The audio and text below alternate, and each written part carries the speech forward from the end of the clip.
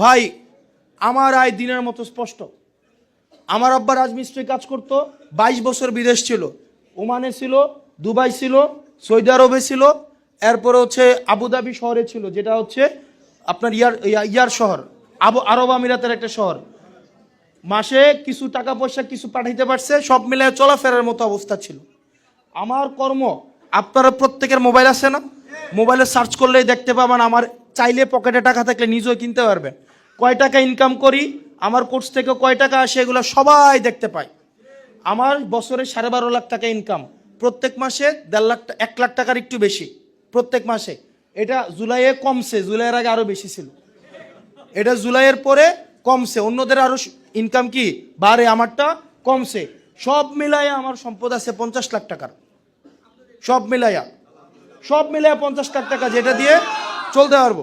আমি আপনাদের কাছে একটা কমিটমেন্ট দিয়ে গেলাম আজকে, যদি নির্বাচিত হইতে পারি আমার জীবনে আমি কোনোদিন কন্ট্রাক্টারি করব না। এমপি হওয়ার পরে একজন একটা কন্ট্রাক্টারি লাইসেন্স নেয়, না? আমি যে এমপি হওয়ার পরে যে একটা গাড়ি কিনে নাও, যে ট্যাক্স ফ্রি গাড়ি, একটা 2টা কিনতে পারে জনগণের টাকায় হারামিগুলা, এই ট্যাক্স ফ্রি গাড়ি হাত দিয়েও ছুঁয়ে দেখবো না। এবং এমপি হওয়ার যে বেতনটা, এই বেতনটা ছাড়া একটা টাকা।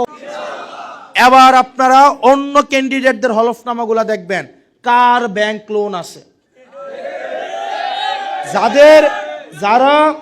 যাদের কাছে ব্যাংকই টাকা পায় 17 বছর 18 বছর 20 বছর, যারা ব্যাংকের কাছেই ঋণী, তারা আবার জনগণের কি সেবা করবে? তারা তো ব্যাংকের কমিটমেন্টই রাখতে পারে না, তাহলে জনগণের কমিটমেন্ট কিভাবে রাখবে? এই জিনিসগুলো একটু আমলে নেবেন। সুতরাং অর্থনৈতিক শোষণ কেবলমাত্র তখনই মুক্তি হবে যখন নেতাই অর্থনৈতিক স্বাধীনতার মধ্যে থাকবে। আমার ভাত কাপড়ের নিয়ে চিন্তা নাই, টেনশন নাই, আমার চিন্তা যেহেতু নাই, টেনশন যেহেতু নাই, এবং আমি বিশ্বাস করি আমার নেতা কর্মীরা চাঁদাবাজি করবে না, টেন্ডারবাজি করবে না, সুতরাং আমি স্বাধীনভাবে কাজ করতে পারবো। এখন আমার নেতা কর্মীরা যদি চাঁদাবাজ হয় আর গুমতি নদীর মাটি কাটে, সেই জায়গায় আমি কখনো অর্থনৈতিক মুক্তি আমি দিতে পারবো না। প্রিয় দেবিদ্বারবাসী, সর্বশেষ আমাদের দেবিদ্বারের উল্লেখযোগ্য একটা সংখ্যক হচ্ছে যারা রেমিটেন্স যোদ্ধা। আমাদের রেমিটেন্স যোদ্ধা ভাইয়েরা বিদেশে বসে আমাদের দেশে ফোন দিয়া, মাঝে মাঝে ফোন ধরতে পারি না, পরে মেসেজ পাঠায় যে কাকু মোবাইল নাম্বারটা দাও, তোমার কিছু টিয়া পাঠায়। দেয়া গেছে বেটায় বেতন পায় 17,000 টিয়া, বউ হচ্ছে কয় টিয়া দাও না কেন গ্যাঞ্জাম করে, এই বেটাও আমার 5,000 টিয়া দিত ঘুরে। এই লোকগুলার যে আবেগটা, এই আবেগটা কোন জায়গা থেকে আসে? দেবিদ্বারের প্রতি ভালোবাসা, দেবিদ্বারের প্রতি আন্তরিকতা, দেবিদ্বারের যে ইতিবাচক উন্নয়ন। এই আমাদের প্রবাসী রেমিটেন্স যোদ্ধা ভাইরা যারা আছেন, আমি আপনাদেরকে অনুরোধ করব, ভোট যাকে ইচ্ছা তাকে দেন, কোনো সমস্যা নাই, কিন্তু এবার আপনি আপনার ভোটটা দেন। কারণ আপনাদের রেমিটেন্স যে দালালের চক্করে থাকেন, ভিসা নিয়ে জটিলতা থাকেন, এম্বাসিগুলোতে যে আপনাদেরকে হয়রানি করা হয়, আপনাদেরকে বেতন ভাতা নিয়ে যে সমস্যা করা হয়, এগুলো সরকার এতদিন পর্যন্ত সমাধান করে নাই। কারণ সরকার জানে এগুলো সমাধান না করলেও সমস্যা নাই, কারণ সে আমাকে আটকাইতে পারবে না। কিন্তু যদি সরকার বুঝে যে রেমিটেন্স যোদ্ধারাই আগামী নির্বাচনের ফ্যাক্টর, তাহলে রেমিটেন্স যোদ্ধাদের খুশি করার জন্য তাদের সমস্যাগুলো সরকার আগে সমাধান করবে।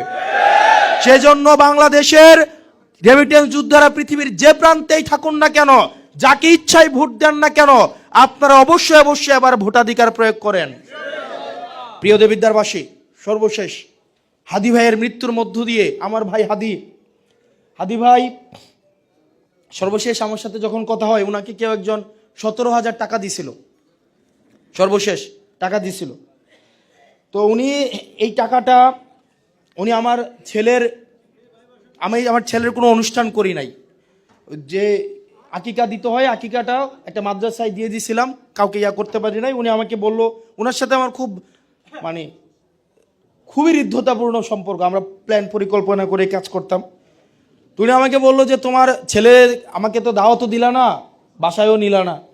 তো উনি 17,000 টাকা কেউ একজন দিছিল, উনি ওইখান থেকে আমার ছেলের জন্য একটা অংশ টাকা দিয়ে দিছিল। মারা যাওয়ার উনি মারা গেল শুক্রবারে, গুলি করলো শুক্রবারে, এটা হচ্ছে উনি আমাকে বুধবারে টাকাটা পাঠাইলো, এবং বৃহস্পতিবার 1:35 ওনার সাথে আমার কথা হয় একটা বিষয়, দেবিদ্বারের একটা বিষয় নিয়ে। তো তো হাদী ভাইয়ের মৃত্যুর মধ্য দিয়ে একটা বিষয় স্পষ্ট হয়েছে সারা বাংলাদেশের কাছে। এই যে আমাদের বিভিন্ন আদর্শিক দ্বন্দ্ব আছে না সারা বাংলাদেশের, মুক্তিযুদ্ধের পক্ষের শক্তি, বিপক্ষের শক্তি, জুলাইয়ের পক্ষের শক্তি, বিপক্ষের শক্তি, বিভিন্ন চেতনা, এইগুলো আছে না বাংলাদেশে। বাংলাদেশে একমাত্র একটাই আদর্শ, যে আদর্শটা সার্বজনীন এবং সবাই পছন্দ করে, একমাত্র একটাই আদর্শ, সেটা হচ্ছে সততা। এই সততা একমাত্র আদর্শ যেটা নিয়ে কেউ কোনো প্রশ্ন তোলে না। সততা একমাত্র আদর্শ যেটা হিন্দু, মুসলমান, বৌদ্ধ, খ্রিস্টান, শাহবাগী, যেটা হচ্ছে মুক্তিযুদ্ধের পক্ষের, বিপক্ষের, স্বাধীনতার পক্ষের, বিপক্ষের যত ধরনের মানুষ আছে, যেই ছাতার নিচে সবাই একসাথে হয়, সেটা হচ্ছে সততা। হাদী ভাই এই সততার আদর্শ ধারণ করে আগাইতে চাইছিল। তো আমরা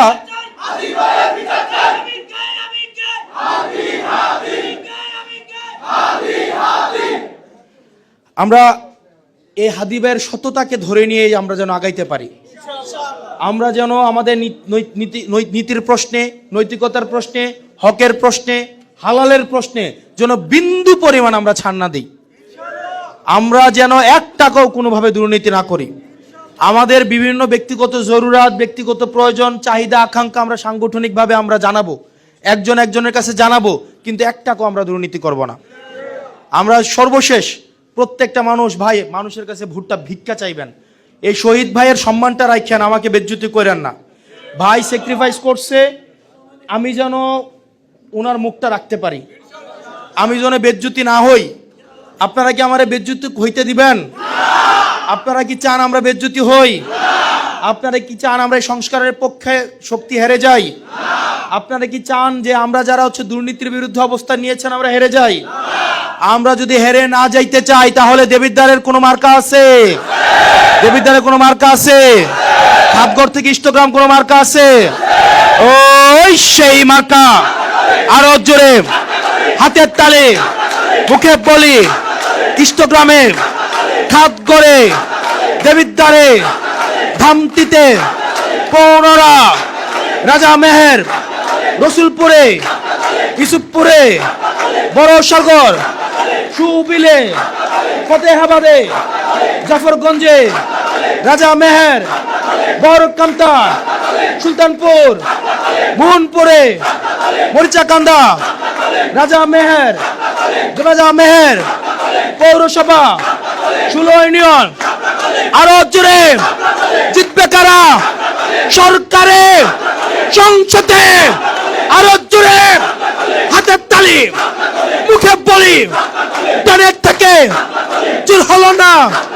আরো জোরে ইনকিলাব, ইনকিলাব, ইনকিলাব, ইনকিলাব, অপোষ্ণ সংগ্রাম, অপোষ্ণ সংগ্রাম। বাধা দিলে বাঁধবে লড়াই, এই লড়াইয়ে জিততে হবে। বাধা দিলে বাঁধবে লড়াই। ভোট চোর হুঁশিয়ার, ভোট চোর হুঁশিয়ার, ভোট চোর হুঁশিয়ার, দখলবাজ হুঁশিয়ার। ইনকিলাব, ইনকিলাব।